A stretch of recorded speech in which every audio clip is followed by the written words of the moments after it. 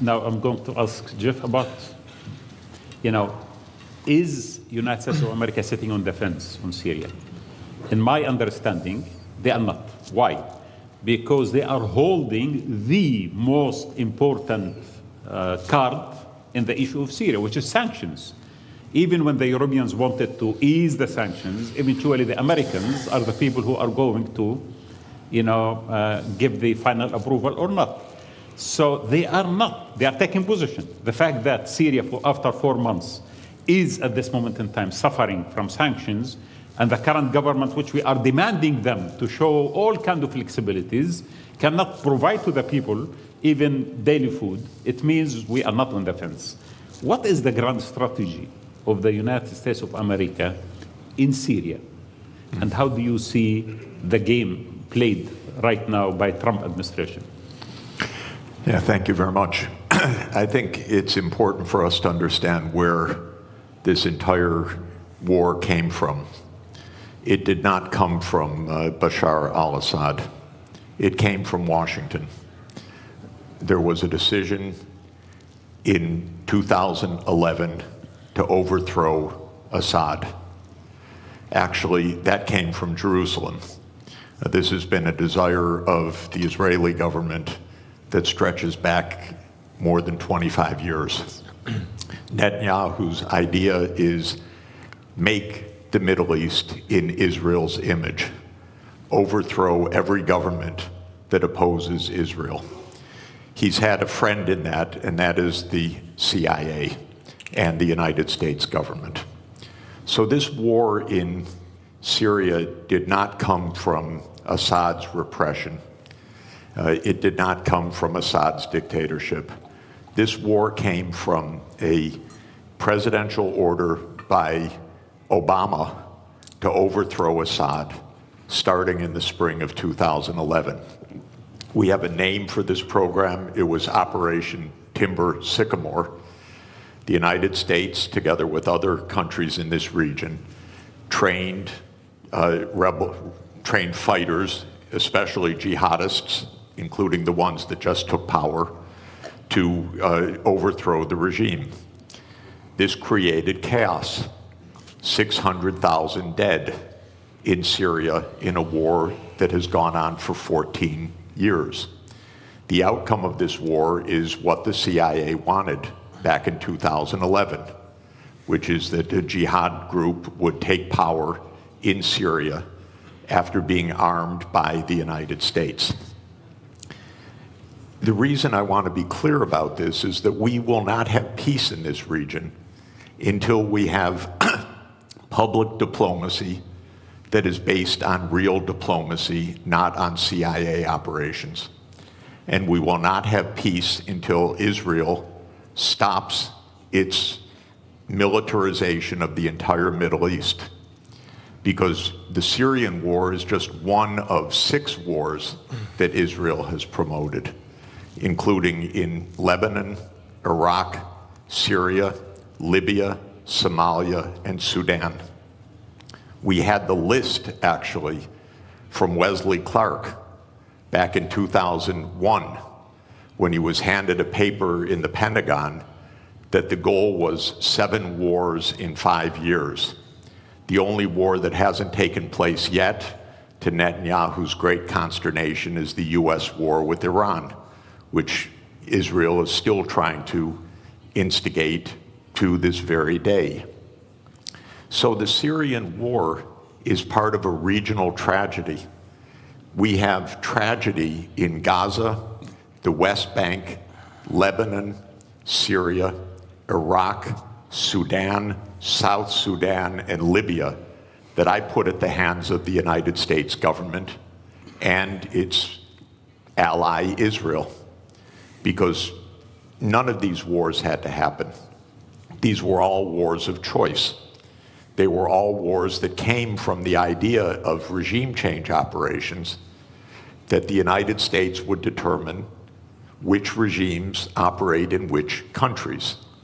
We'll never have peace in this region if outside imperial powers like the United States are dictating the terms to this region. The only way to have peace in this region is if this region is determining its own future, not outside powers. And Israel could never do these wars on its own. These are American wars.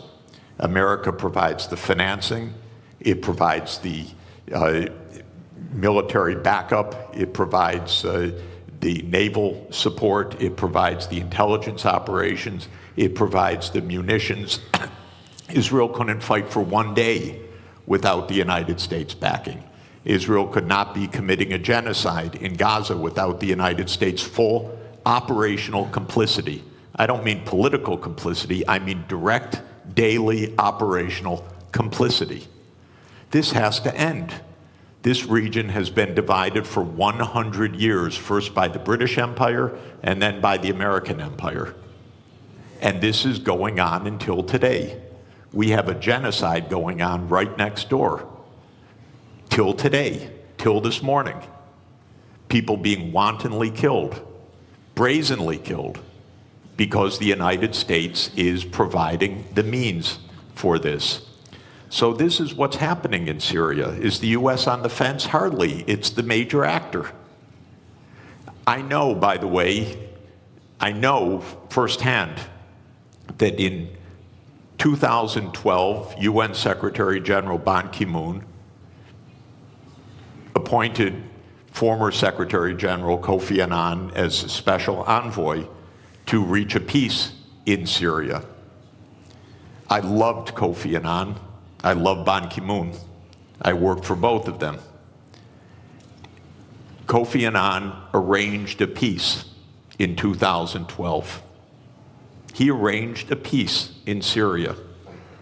You know why it didn't happen? Because all the parties agreed to peace except one. Literally one. That was the United States of America. The United States of America said there will be no peace unless Bashar al-Assad goes the first day. The other parties said, no, you can't just determine that. Maybe there'll be a process, maybe there'll be elections agreed, maybe there'll be a 2-year process, a 3-year process. The United States said no. Assad must go the first day of any agreement or we block it. And so Kofi Annan stepped down from his position after having negotiated a peace arrangement, and we have had 500,000 people dead since then. We should not allow this kind of criminality to be normal. This region has been at war nonstop for 30 years, actually I would say for at least 57 years, since the Six-Day War, because there has been no honest accounting of international law, no honest diplomacy.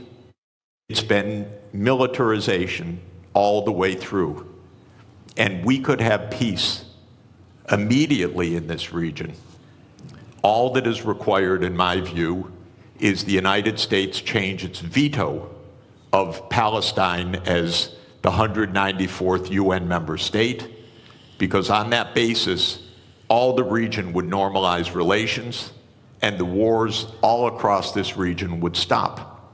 But Israel has had control over US policy, and it says no. It wants greater Israel. It wants Israel in Syria. It wants Israel in Lebanon. It wants Israel in the West Bank. It wants Israel in East Jerusalem. It wants Israel in Gaza.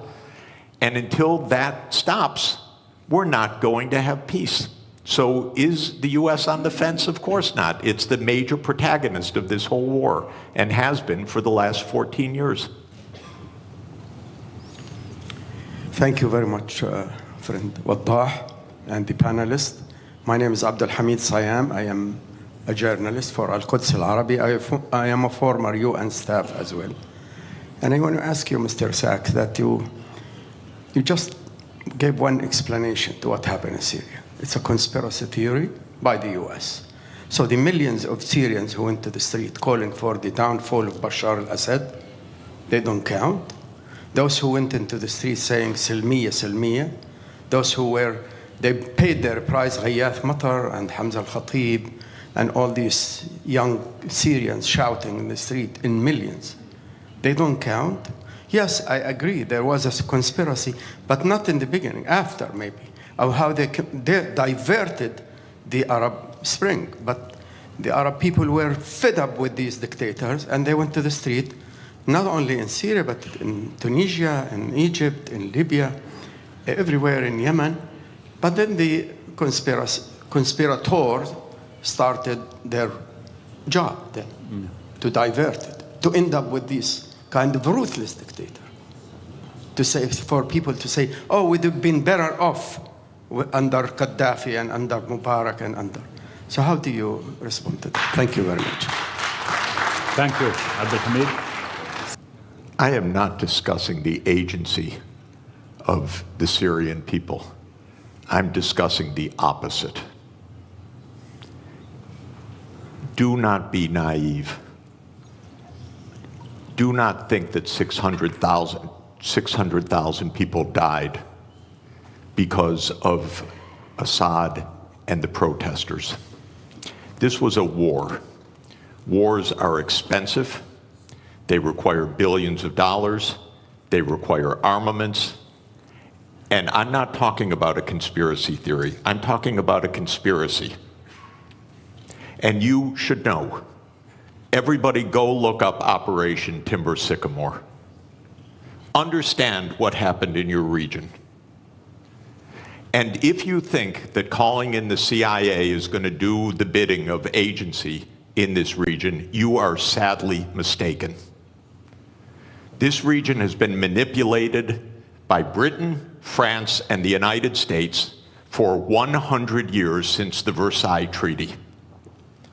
It will not have safety or peace until the United States is out of this region through manipulation and war.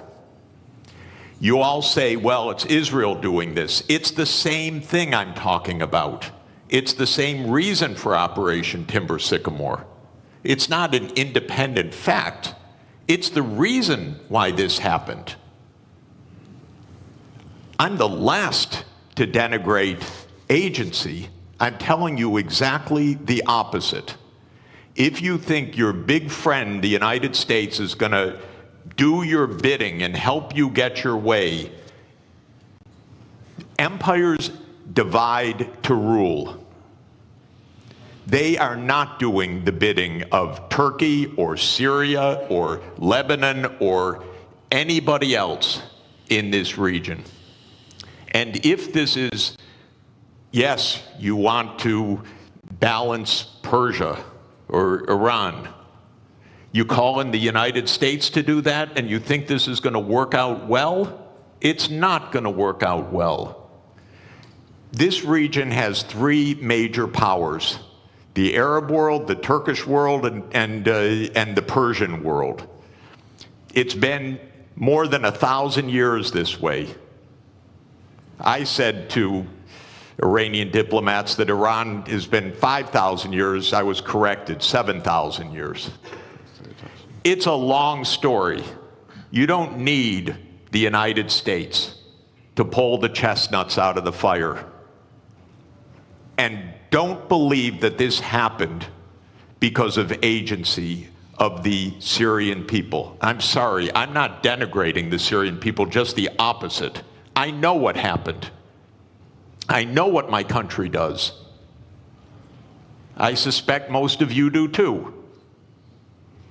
And it should not be ignored, because the wars are going to continue until we have real agency, not pseudo-agency. And by the way, there is no international community. We're trying to make one, but it doesn't exist right now. That's the tragedy in this world. There is no community. There are interests. There are militaries.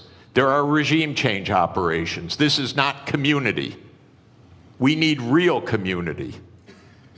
And by the way, I give every day my volunteer time to the UN for 25 years because I believe in it. It's my life commitment.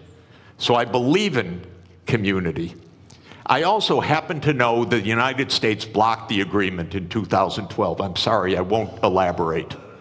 But the United States blocked it, and I know it. Well, I know it too, Joe. I know, Okay. but I know it from Kofi, sorry. Perfect. I too.